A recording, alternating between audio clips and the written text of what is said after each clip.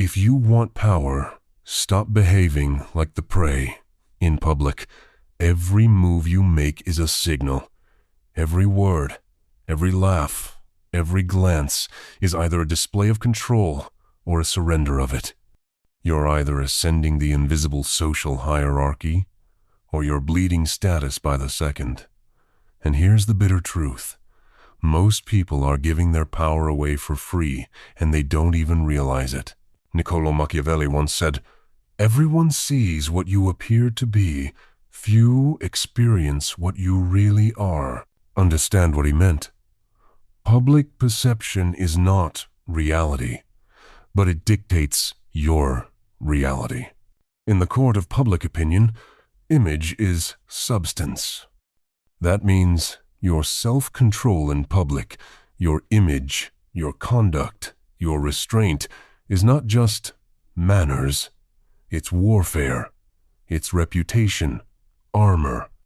It's your standing in the room, in the tribe, in the battlefield of influence.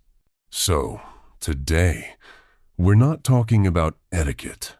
We're talking about domination through discipline. These are the 10 things you should never do in public, according to Machiavellian psychology and centuries of brutal truths about power, perception, and human nature. But before we dive into the list, let's make this clear. This isn't about pretending to be someone you're not. This is about becoming undeniable, commanding respect without begging for it, playing the game of life like a king, not a pawn. If you move through the world carelessly, as if your actions are invisible, you lose. You become forgettable, disrespected, replaceable. But if you understand the subtle rules of public presence, people start moving around you. They speak differently. They second-guess themselves before confronting you. That's power. That's influence. That's what this is about. Comment this now. I don't chase respect. I command it. Here's the mistake weak men make. They think their true value will shine through eventually. They believe being nice is enough. They act as if public conduct is irrelevant. I'll show them who I really am in private, they say. No, they won't stick around to find out. The world is impatient. People judge instantly. And your enemies, they don't need proof to destroy you. All they need is your slip-up, your loss of control, your unguarded moment of weakness in public. So this video isn't just a list. It's a warning, a manual for moving through the world like a strategist, like a wolf among sheep, like a player in the shadows of power. And if you stay till the end, you'll not only learn what not to do, you'll learn how to hold a room without even speaking. How to exude quiet dominance. How to win without being obvious about it. This is the art of public mastery through the eyes of Machiavelli, Marcus Aurelius, Jung, and more. Let's build you into a fortress. Let's begin the transformation. If this already struck a nerve, pause for a second and hit the like button. Subscribe if you're done being overlooked, because what's coming next will change the way you carry yourself in every room, forever. Stay locked in. The first thing you must never do in public is coming next. 1. Never overshare your struggles in public. Weakness should be guarded like a state secret. Listen closely. Vulnerability is not always a strength, especially in public. The modern world has poisoned the meaning of authenticity. It tells you to open up, spill your feelings, let people in. But what it doesn't tell you is what Machiavelli knew long ago. The more you reveal, the more they can use against you. He wrote, "It is much safer to be feared than loved, if one must choose. Let that settle in your spine. When you overshare, when you vent, when you emotionally unload, when you start broadcasting your inner chaos to people who haven't earned your trust, you might feel momentarily lighter. But what you've really done is arm the room with ammunition. Ammunition to judge you, gossip about you, manipulate you, or worst of all, see you as emotionally unstable. Never mistake pity for respect. People may say, "We're here for you," but deep down, they feel superior to the man who publicly bleeds. You drop your guard once, and in their minds, you've labeled yourself as less. Think of the world like a chessboard. Every person is watching your moves. Every smile, every sigh, every complaint is a tele-leak in the armor. When you sit in a group and start talking about how hard life is, how tired you are, how nothing's working out, how broken you feel, you're not being real. You're being reckless. Let me be clear. You should face your struggles. You should feel deeply, but not publicly. Not like that. Self-mastery means knowing when to speak and when to endure in silence. You don't owe the world an explanation. You owe yourself composure. Carl Jung once said, "People will do anything, no matter how absurd, to avoid facing their own souls." Oversharing is one of those absurdities. It's a desperate plea for validation. But the world isn't here to validate you. The world watches and sorts you based on how you carry yourself. The man who is composed in chaos is remembered. The man who vents in weakness is forgotten or worse, pitied. So what do you do with your pain? You transmute it into strength privately. You journal.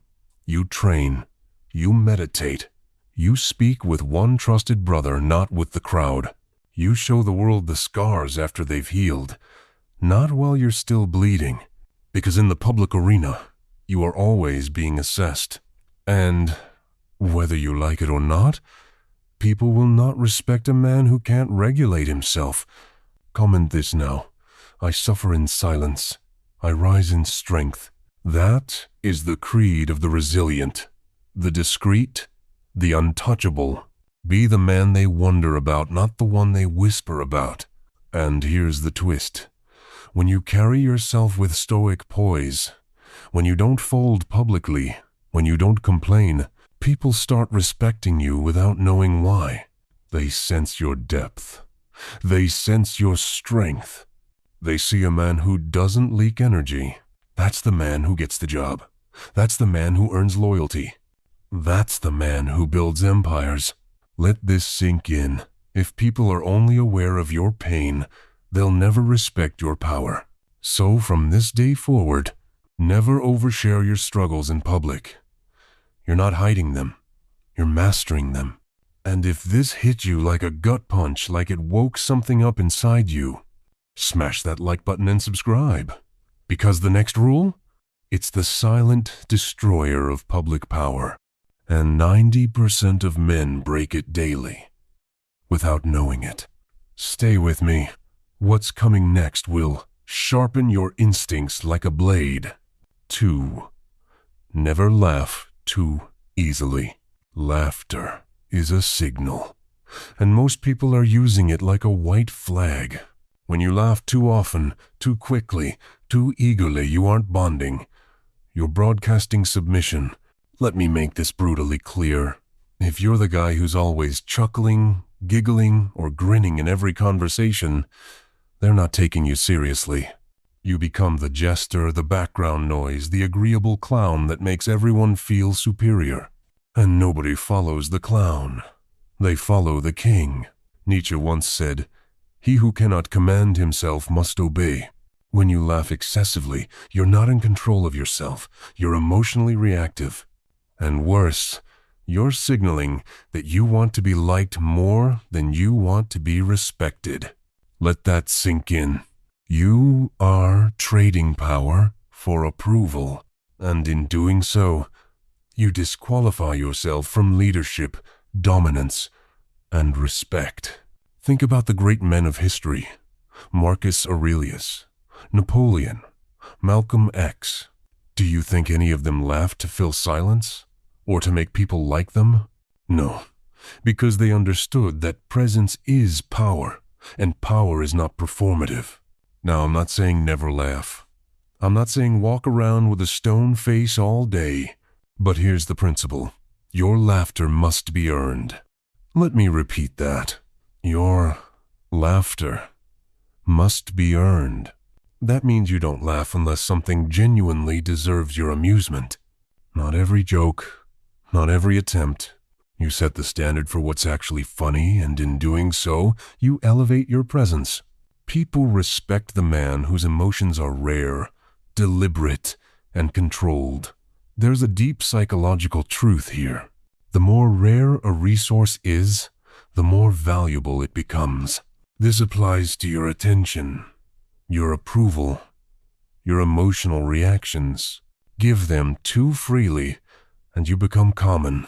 Hold them back with discipline, and you become magnetic. That's why the silent man in the room, the one who smirks instead of laughs, who speaks with precision, is the one people orbit around. He doesn't perform. He observes. He selects his reactions like a sniper selects a shot. Here's the hard truth. Most men laugh to reduce tension because they can't handle silence. But power lives in silence. The man who can endure tension, who can let the awkward moment linger, that man controls the frame. So, next time you're in a group, watch yourself. Notice how often you laugh out of reflex. How often you chuckle just to be polite. Then stop. Let your face stay still. Let the moment breathe. Watch how people shift. Watch how they start trying to impress you. Comment this now. I don't laugh to fit in. I choose when to react. Because that's the key. Choice. Not being controlled by the social pressure of the moment, but asserting your own standards in the moment. That's what separates the average from the extraordinary. And yes, when you do laugh, it hits different. It lands with weight. It commands attention. Because people know it's real, not a programmed response. This is how you move from liked to respected. From the guy who amuses the room to the one who owns it. Now, if this reprograms something inside you, if it made you question how you've been moving through the world, click like. Hit subscribe. Don't just consume, commit. Because in the next rule, we're going even deeper into a habit that most men think makes them look confident, but actually makes them look desperate. Stick around. This next part separates the wolves from the lapdogs. 3. Never seek validation from strangers. Let me be blunt. The moment you start looking around the room to see who approves of you, you've already lost. Approval seeking is the ultimate form of public weakness. It's subtle, it's instinctive, and it's fatal. You might think you're being charismatic, but if your energy is pulling instead of projecting, people can feel it. And Machiavelli warned us about this centuries ago. He said, "Men judge generally more by the eye than by the hand, for everyone can see and few can feel." Translation: they don't see your intentions. They see your behavior. And when your behavior screams, "Please, like me," you vanish. You lose shape. You become background noise. Here's the harsh truth. Most men are walking mirrors, constantly adjusting based on how others look at them. They change their tone to sound more approachable. They soften their opinions to not offend. They dress, speak, move, not for truth, not for power, but for applause. That is not strength. That is not influence. That is dependency. And dependency is the enemy of power. Carl Jung said, "The privilege of a lifetime is to become who you truly are."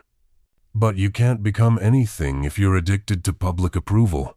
Let me ask you, when you enter a room, are you centered? Are you grounded in your own identity, or do you morph into whatever gets the most smiles? Because the man who walks in needing nothing from anyone, that man becomes magnetic. This is deeper than confidence. This is indifference to validation. Not because you're arrogant, but because you already validated yourself before you stepped into the room. Your worth isn't up for negotiation. It's not on display. It's already decided. And people can feel that. They may not understand why, but they're drawn to you. Because your presence doesn't demand attention, it commands it. Now, let's get practical. How do you stop seeking validation in public? First, stop over-explaining. When you speak, say what you mean. Say it once. Don't keep layering on justifications, clarifications, or verbal sugarcoating. If you believe it, let it land. Let the silence do the rest. Second, stop scanning for reactions. Make eye contact, yes, but don't watch people to gauge approval. That's neediness. That's insecurity. Focus your attention like a beam, not a radar. Third, catch the posture. Are you standing as if you're waiting for something to happen to you? Or are you moving as if you decide the pace of the moment? Your body will betray your mind if you're not disciplined. Here's a principle to etch into your soul. Respect is attracted to stillness. Not flinching, not fidgeting, not fishing for praise. You don't prove your value by asking for it. You prove it by embodying it. Comment this now. I validate myself. I move with authority. Say it. Write it. Memorize it. Because the man who walks through life waiting for applause becomes a slave to opinion. But the man who walks through life already crowned is unstoppable. And when you drop the addiction to validation, something wild happens. People start offering it freely. Why? Because you don't need it. Neediness repels. Power attracts. And if this hit home, if you've caught yourself in these behaviors and you're ready to evolve, tap that like button. Hit subscribe. Join the ones who rise, not the ones who beg. Because the next rule? It's about the deadliest mistake you can make when trying to show confidence. And it destroys your presence instantly. Stay close. We're just getting started. 4. Never fake confidence. It's a silent death sentence. Let's cut the nonsense. Faking confidence doesn't make you strong. It makes you transparent. And here's the killer, the people you're trying to impress. They can feel it. Humans have evolved for thousands of years reading micro-expressions, body language, vocal tones. So when your words say, I'm confident, but your posture, your eyes, your energy says, please don't see through me, they do. And once they do, it's over. Machiavelli understood this deeply. He warned, a wise man should never fear to appear harsh, if in doing so, he will gain control. Faking smoothness, smiling too much, acting cool to hide insecurity, it backfires. Because people don't respect confidence, they respect certainty. Confidence is what you try to project when you want people to believe something you don't fully believe yourself. Certainty is what radiates when you don't even care if they believe it, because you already do. That's the difference. And it's why the fake confident man always gets exposed. You can't pretend your way into power. You either earn it through discipline, awareness, and pain, or you stay stuck in the mask. You ever notice how the real power players barely talk? How they're not loud, not flashy, not trying to dominate every second. That's because their confidence isn't performative, it's embedded. It's bone deep. It's silent. It's undeniable.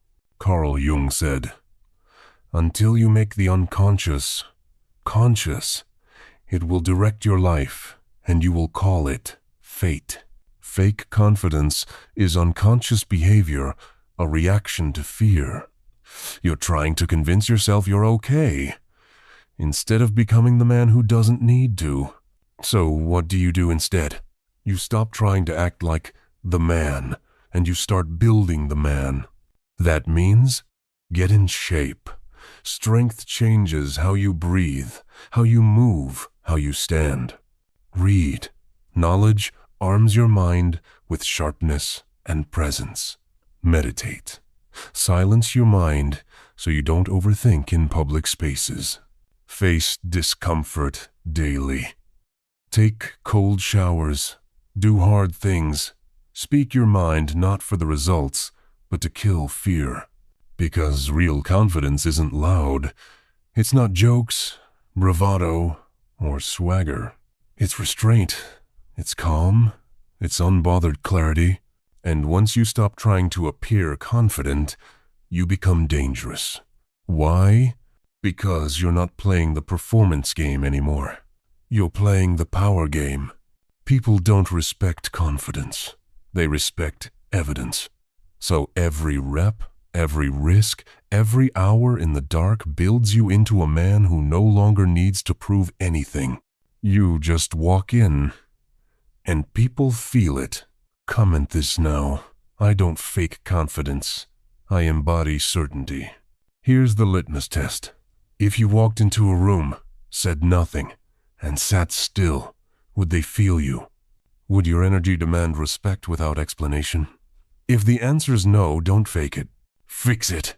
And never forget, trying to look confident is a subtle way of saying, I'm afraid you'll see who I really am. But when you've built who you really are, when your shadow can walk beside you, you no longer fear being seen. You invite it. That's real presence. That's unshakable self. And that's what separates the boys from the men.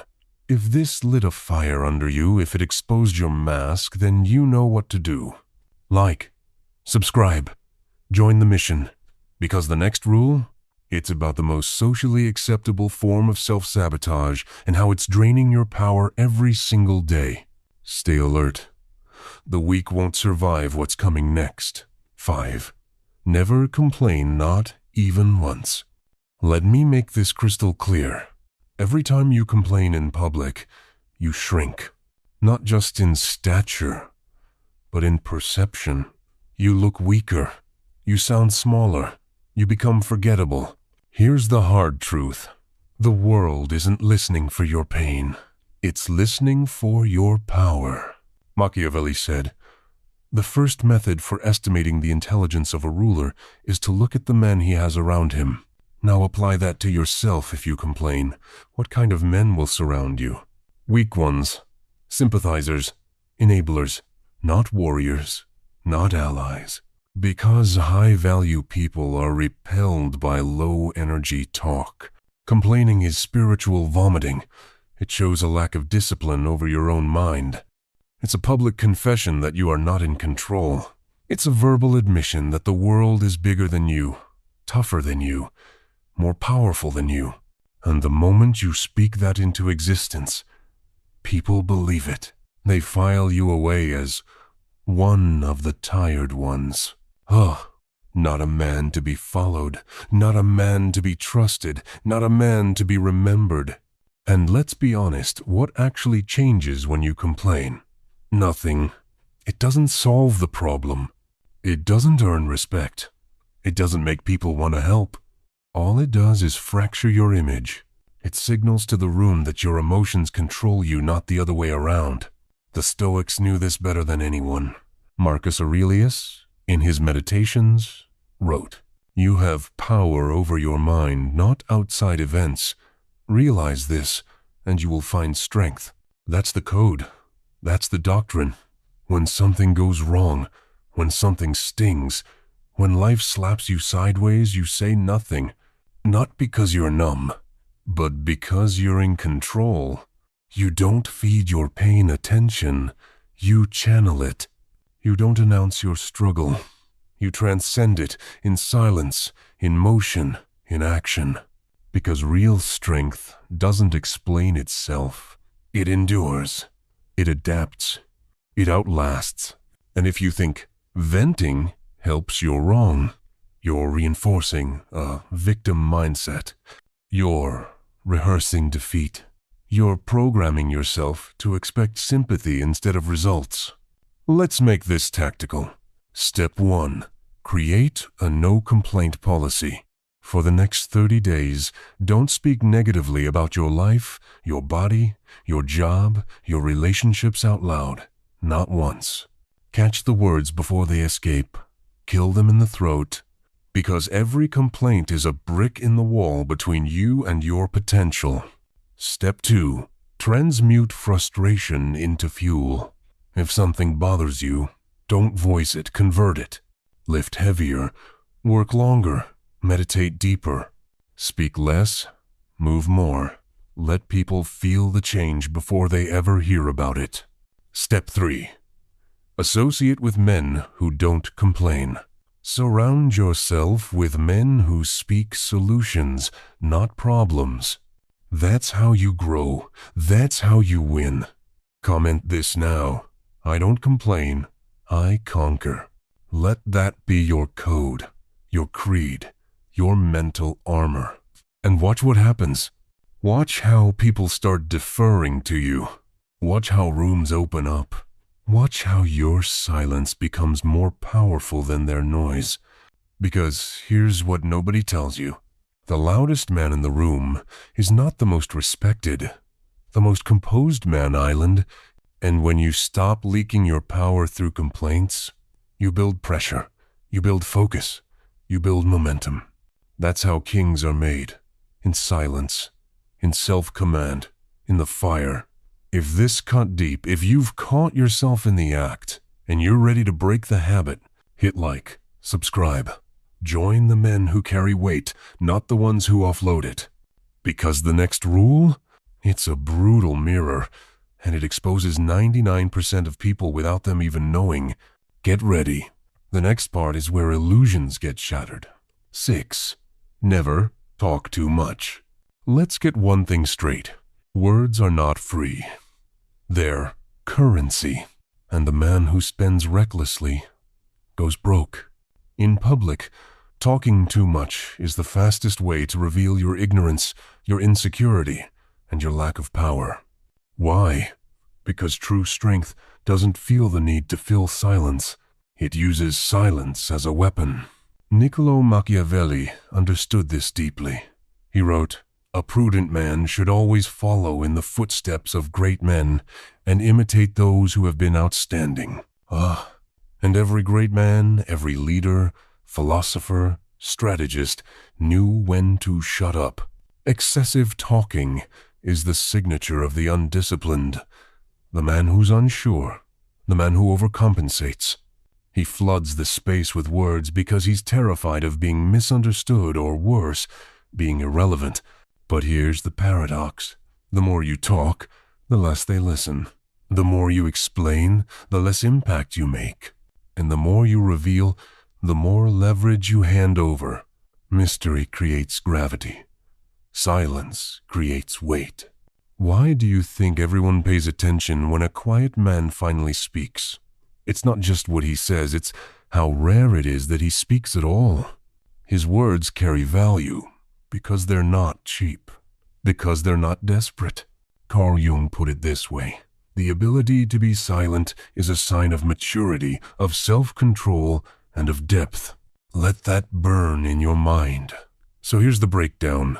Rule 1. Speak only when necessary. This doesn't mean you become mute. It means you speak to deliver, not to process. There's a difference between thinking out loud and thinking before you speak. Powerful men do the latter. Rule 2. Cut the fluff. No filler. No small talk that serves no purpose. When you speak, be sharp, precise. Like a scalpel, not a spray can. People should leave a conversation with you thinking, that guy doesn't waste words. Rule 3. Never talk to impress. That's weakness. Because when you try to impress, you try too hard. And when you try too hard, you expose the fact that you're performing, not operating. Let me ask you this. When was the last time someone truly powerful tried to impress you? They don't. They demonstrate. Through action, through stillness, through gravity. And here's the brutal part. Talking too much exposes what you fear. It shows what you're uncertain about. It reveals where you haven't done the inner work. Because if you truly knew your value, you wouldn't need to explain it. People would feel it. Real presence doesn't beg to be noticed. It just island. Comment this now. I speak less. I carry more. You should enter rooms with the same energy as a loaded weapon, quiet but dangerous. Let your silence unsettle people. Let your restraint speak louder than noise. And if someone asks, "Why are you so quiet?" you look them in the eye and say, "I talk when there's something worth saying." Now that's presence. That's edge. That's respect. Most men talk because they feel invisible. But the ones who are seen, who command a room without dominating it, they say very little. And everything they say matters. So from now on, remember this. The less you speak, the more powerful your words become. And the more disciplined your tongue, the more respected your voice. If this just humbled you, good. That means you're listening. Now, like, subscribe, and step into the ranks of the few who understand the game. Because what's coming next, it's about eye contact, body language, and how your nonverbal presence can either crown you king or mark you as prey. Stay sharp. Stay tuned. 7. Never break eye contact first. There's a battle happening in every room you enter. Not with fists, not with weapons, with eyes. And the moment you break eye contact first, you lose. Let's get something straight. Eye contact is dominance. It's control. It's unspoken authority. And the man who looks away first, the man who lowers his gaze, the man who flinches under pressure, he's immediately ranked lower in the invisible social hierarchy. You think it's just a look? It's not. It's a primal code. A biological signal. Even animals do it. Wolves, lions, apes, the leader maintains the stare. The subordinate looks away. You can talk about equality all you want, but in every human interaction, there's always a frame. And eye contact tells you exactly who owns it. Machiavelli wrote, "Men in general judge more from appearances than from reality." All men have eyes, but few have the gift of penetration. What does that mean? It means most people can't see your soul, but they will judge your strength based on how you carry yourself. And nothing reveals your internal world faster than your eyes. Here's the brutal truth. If you break eye contact first, you tell the world, "I'm unsure. I feel smaller. I am not the threat here." You send that signal without even realizing it. And worse, the other person does realize it, even if only subconsciously. They now know you're not the one in control. And don't confuse this with staring aggressively like some try-hard alpha. No, this isn't about intimidation. It's about presence, stillness, focus, calm. Looking a person in the eye, not to overpower them, but to remind them you are not moved. You are not hiding. You are here.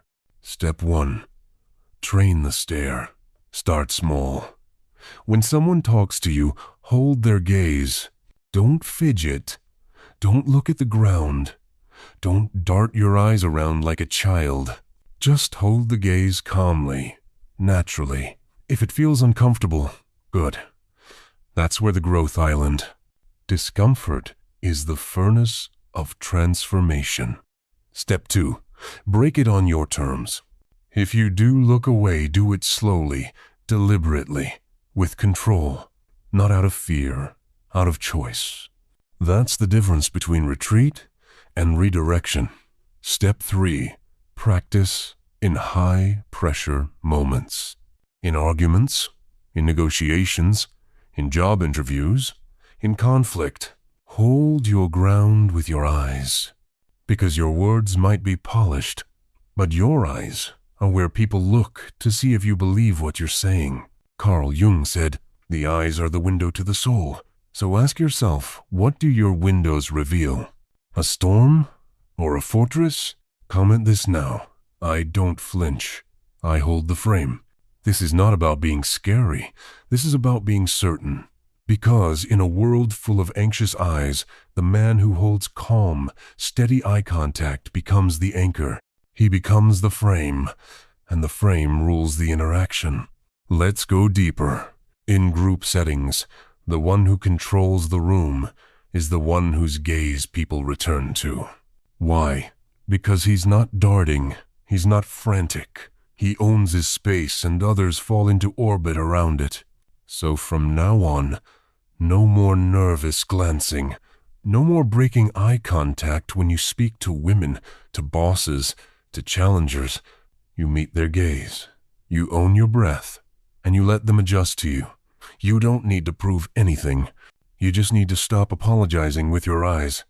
And if this made something click inside you, if you realize how much you've been leaking power in the subtlest ways, then hit like. Subscribe now. We're not done. Not even close. Because next, we're going to destroy the myth that being nice makes you likable and reveal how public agreeableness is a weakness disguised as virtue.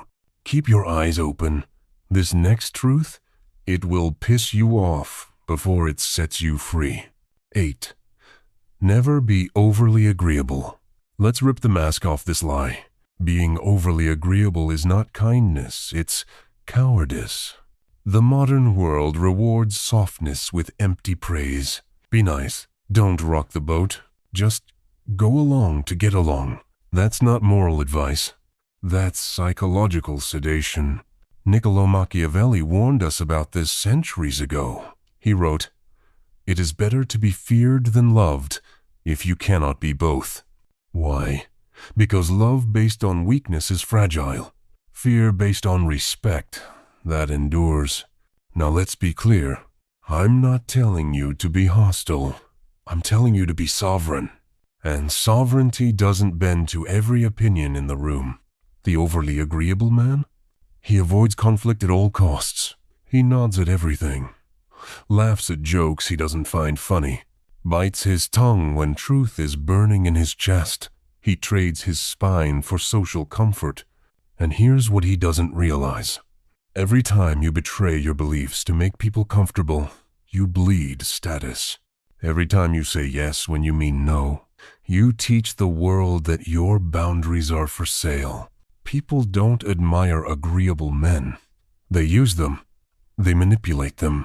They place them at the bottom of the hierarchy and keep them there.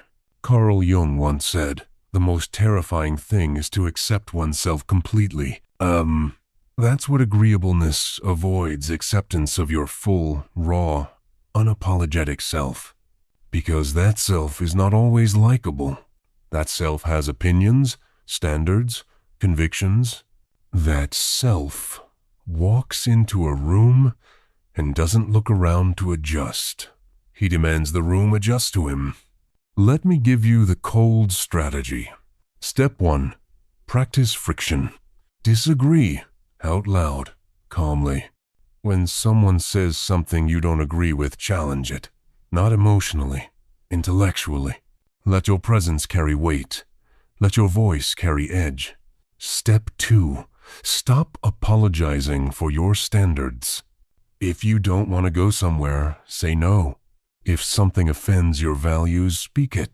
Not with hostility, with firmness. You don't need to argue. You just need to be immovable. Step 3. Watch how they react. When you stop bending, people will test you. Good.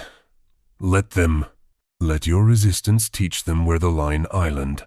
And watch how many start respecting you more the moment they realize you can't be bought with comfort. Comment this now. I'm not here to please. I'm here to lead.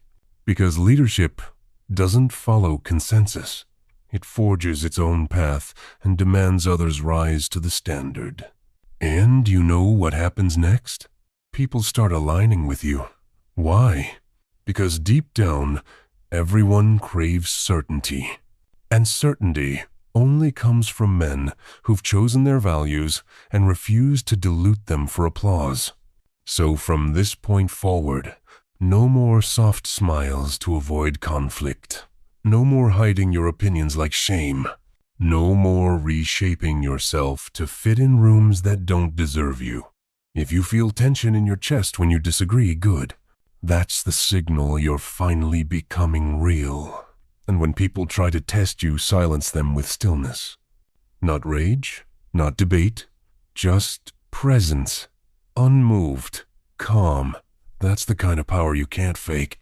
If this woke something up in you, if you've been nodding too much, biting your tongue too long, like, subscribe. Don't just watch this movement. Become part of it. Because next we're going to expose one of the most common energy leaks men allow in public. Fidgeting, restless movement, and how the body betrays the mind when not trained. You don't want to miss it. The battlefield isn't just verbal, it's physical. And we're about to sharpen your presence like a blade. 9. Never fidget, twitch, or display restlessness. You want to know if a man is in control? Watch his body, because the body never lies. You can say all the right things, dress sharp, hold eye contact, but if your fingers are tapping, your legs bouncing, your eyes keep shifting, or you're constantly adjusting yourself, you're leaking anxiety. You're telling the room, I am not at peace. I'm not sure of myself. I'm trying to manage discomfort. And no matter how smooth your words are, the subconscious minds of everyone watching will file you away as unstable. Let's get surgical about this. Fidgeting is the language of nervous energy, and that energy makes people uncomfortable, because instinctively, they know this man is not settled within himself. Now here's where Machiavellian psychology kicks in. Men should either be caressed or destroyed. This was Machiavelli's ruthless truth. Why does that apply here? Because when your body betrays your mind, you fall into the middle zone, neither feared nor respected, just tolerated. That's what fidgeting does. It places you in the no man's land of human dominance hierarchies where no one follows you, no one respects you, and no one remembers you. Let's talk about energy. In every interaction, energy either radiates outward or collapses inward. Fidgeting is a symptom of collapsed internal energy. You're reacting to your environment instead of commanding it. You're on the defensive even if nothing is attacking you. Here's the brutal truth. Stillness is power. Stillness shows you are comfortable in silence. Stillness shows you are composed under pressure. Stillness shows that nothing inside of you is screaming to be released. And when people sense that, they instinctively see you as leader energy. Not because you said so, but because you embodied it. Let's break it down. Step 1. Awareness. Start noticing your micro movements. Do you play with your hands when you talk? Do you touch your face? Adjust your clothes? Look around aimlessly? Catch them. All of them. Because what you don't control controls you. Step 2. Train stillness. Sit in silence for 10 minutes a day. No phone. No distractions. No movement. This rewires your nervous system. It makes stillness your baseline, not a performance. Step 3. Command the moment. When you enter a room, slow down. Move deliberately. Turn your head with control. Let your actions broadcast that nothing and no one is rushing you. Here's a deep truth from Marcus Aurelius. Nowhere can man find a quieter or more untroubled retreat than in his own soul. You bring that retreat into every room when your body moves with purpose. Not reaction, not fear, not restlessness. Comment this now. My stillness speaks louder than their noise. Because when you master your movement, you control your signal. And when you control your signal, you control perception. And perception, my friend, is power. Think about the last time you saw a true leader. Did he fidget? Did he twitch under pressure? No. He stood firm. He moved slow. He spoke with weight. Be that man. No more anxious gestures. No more nervous pacing. No more looking like you're waiting for permission to exist. You take up space not with noise, but with presence. And when people feel that, they don't interrupt you. They don't test you. They start calculating around you. That's when you know you've arrived. If this opened your eyes to how much your body has been sabotaging your power, smash that like button. Subscribe now. This isn't a video, this is a transformation in progress. Because next, we're going to talk about something even more dangerous than fidgeting, self-deprecating humor, and why mocking yourself in public is spiritual suicide. Brace for impact. This next truth? It might sting, but it'll free you. 10. Never mock yourself in public.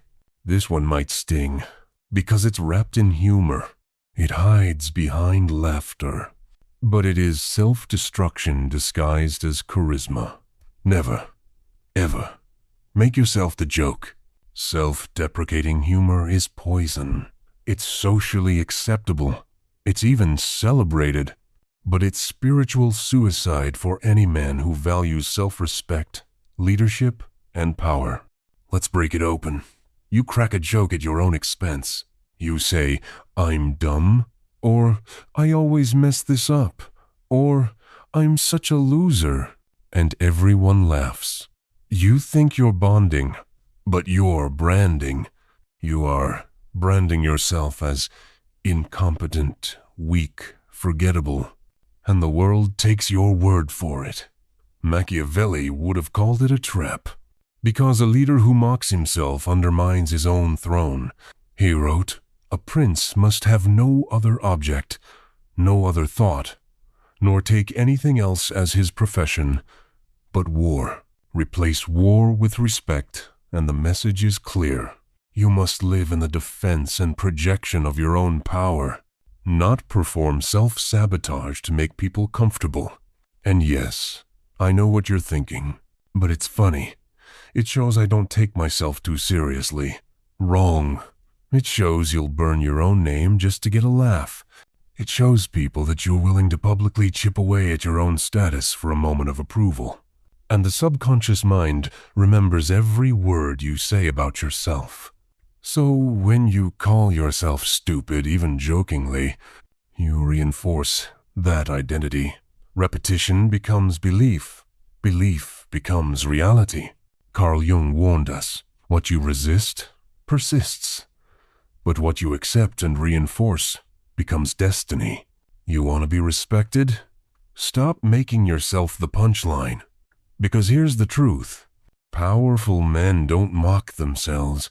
Leaders don't degrade themselves. Kings don't perform for the court. They let their presence, discipline, and achievements do the talking. Now, I'm not saying you can't be funny, but here's the difference. Make the joke, not yourself the joke. Make observations, satire, irony, wordplay, but never let the humor come at the cost of your own image. Because once you become a character, they stop seeing you as a contender. And that loss? It's invisible, but permanent. Here's your practical approach. Step 1. Kill the habit. Catch every "I'm such an idiot," every "I always mess up," every "I'm not that smart," before it leaves your lips. Step 2. Replace it with strength. If you want to laugh, do it from dominance.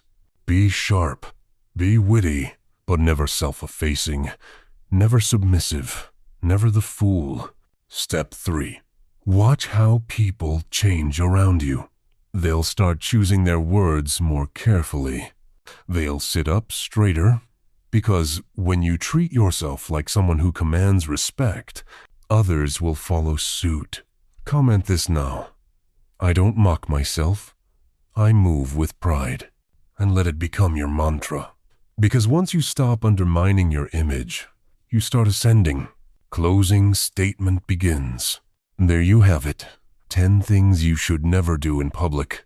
Not because they're bad manners, but because they silently destroy your presence. They rob you of authority. They steal respect. And most dangerously, they become habits. Habits that shape your identity. Habits that decide how the world treats you. Let me tell you something brutal. This world doesn't give you what you deserve. It gives you what you project. So, if you leak weakness, neediness, desperation, or insecurity, you will be overlooked, ignored, dominated. But if you project power not with noise, but with silence, not with charm, but with control, not with smiles, but with strength, the world bends. Remember what Marcus Aurelius said: the best revenge is to be unlike him who performed the injury. Translation: don't fight petty with petty. Don't respond to disrespect with whining. Transcend, evolve, dominate by becoming unshakable. Let this be your call to action. Stop oversharing. Stop chasing approval. Stop diluting yourself to fit in. Stop using your body and words to beg for validation. Start operating like a sovereign man. Every room you walk into is watching. Let them feel your presence. Let them sense your edge, not through words, but through discipline. You want power? You earn it through restraint. You want influence? You build it through composure. You want respect? You command it by never giving the world a reason to doubt you. Now ask yourself, who are you becoming?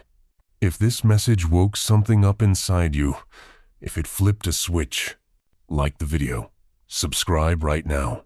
Join the movement of men reclaiming their presence, their pride, their power. Because this is just the beginning.